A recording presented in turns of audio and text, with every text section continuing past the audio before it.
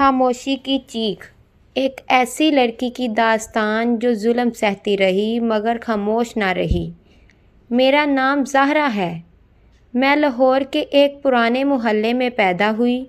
ہمارا گھر چھوٹا سا تھا لیکن دل سب کے بڑے تھے۔ ابو رکشہ چلاتے تھے اور امی گھروں میں صفائی کرتی تھیں۔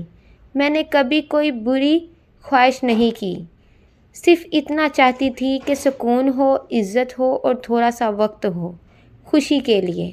میں بچپن سے ہی ایک بات سمجھ گئی تھی، لڑکیاں جتنا خاموش رہیں اتنی عزت دار سمجھی جاتی ہیں۔ تو میں خاموش رہی۔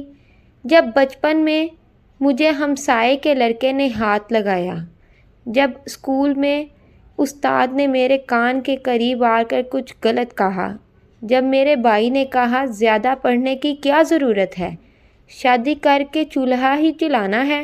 زہرا کی عمر صرف 16 سال کی تھی جب اس کی خالہ نے ایک دن باتوں باتوں میں کہا، ماشاءاللہ بچی تو بڑی ہو گئی ہے، اب تو کسی اچھے گھرانے میں اس کا رشتہ کر دینا چاہیے۔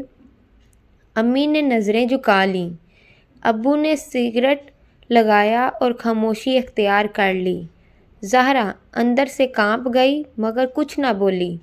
چند دن بعد خالہ ایک رشتہ لے کر آئیں۔ لڑکا دبئی میں مزدوری کرتا تھا، عمر 38 سال تھی مگر پیسوں والا تھا۔ خالہ نے کہا بیٹی کی قسمت کھل گئی، راج کرے گی راج۔ زہرا کی چیخ دل میں گونجی، میں راج نہیں کرنا چاہتی، میں صرف پڑھنا چاہتی ہوں۔ مگر اس کی آواز کمرے کی دیواروں میں دفن ہو گئی۔ 2 ہفتے بعد نکاح ہوا۔ زہرا کو مہندی لگی لیکن ہنسی نہ آئی۔ پہلی رات زہرا کے خوابوں کا گلا گھونٹا گیا۔ شوہر کا رویہ سخت، بات بات پر شک، مار پیٹ، الزام، اور زہرا وہ صرف 16 سال کی تھی، ماں بننے کے قابل بھی نہیں تھی مگر اس پر بیوی ہونے کا بوجھ ڈال دیا گیا۔ ایک دن زہرا کے شوہر نے پاسپورٹ چھین لیا، فون تو پہلے ہی نہیں دیا تھا۔ زہرا اب صرف ایک قیدی تھی جس کی عمر، آزادی اور خواب سب ضبط ہو چکے تھے۔ مگر پھر وہ دن آیا، زہرا نے ایک دروازہ کھولا، ایک اور عورت کو دیکھا، فاطمہ نام تھا، جو اسی کے جیسی کہانی لے کر زندہ تھی۔ ہم صرف جسم نہیں انسان ہے، فاطمہ نے کہا۔ یہ جملہ زہرا کی روح میں ترازو ہو گیا۔ اسی دن زہرا نے فیصلہ کیا، میں اب خاموش نہیں رہوں گی۔ میں تب بھی خاموش رہی مگر میرے اندر چیخیں بڑھتی جا رہی تھیں۔ وہ رات زہرا کبھی نہیں بھول سکی۔ شوہر نے ایک معمولی بات پر مارا، ہاتھ نہیں لفظوں سے، تو کچھ نہیں، صرف ایک بوجھ، نہ شکل کی نہ عقل کی۔ یہ الفاظ اس کے اندر کسی چاقو کی طرح گرے۔ فجر کے وقت جب شوہر نیند میں خراٹے لے رہا تھا، زہرا خاموشی سے واش روم میں گئی، آئینے میں خود کو دیکھا، چہرے پر زخم، آنکھوں میں تھکن، لیکن دل میں ایک نئی چمک۔ اب بس، میں اب خاموش نہیں رہوں گی۔ زہرا نے فاطمہ سے مدد مانگی۔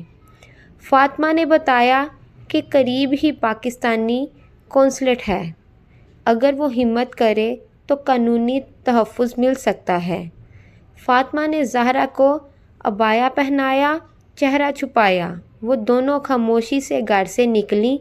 رستے میں ہر قدم پر زہرا کو لگ رہا تھا جیسے اس کا دل حلق میں آ جائے گا۔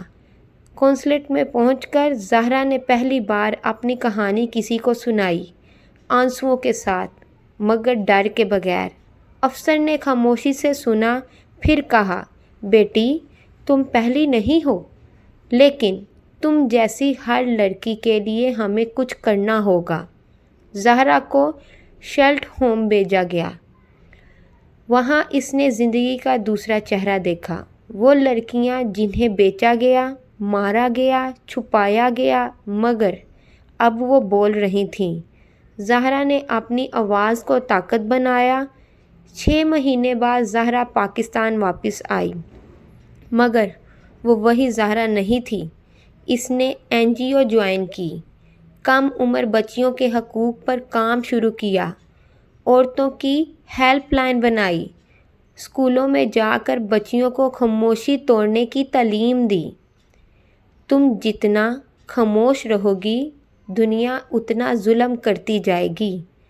آواز اٹھاؤ، تم کمزور نہیں ہو۔ زہرا نے اپنی کتاب لکھی، خاموشی کی چیخ۔ یہ کتاب آج ہزاروں لڑکیوں کو ہمت دے رہی ہے۔ کہانی کا اینڈ یہاں پر ہوتا ہے۔ زہرا اب ایک ماں ہے، ایک استاد ہے، ایک رہنما ہے۔ وہ کہتی ہے، میں روئی تھی مگر اب لڑتی ہوں، میں خاموش تھی مگر اب بولتی ہوں، کیونکہ میں ایک عورت ہوں اور میں کمزور نہیں ہوں۔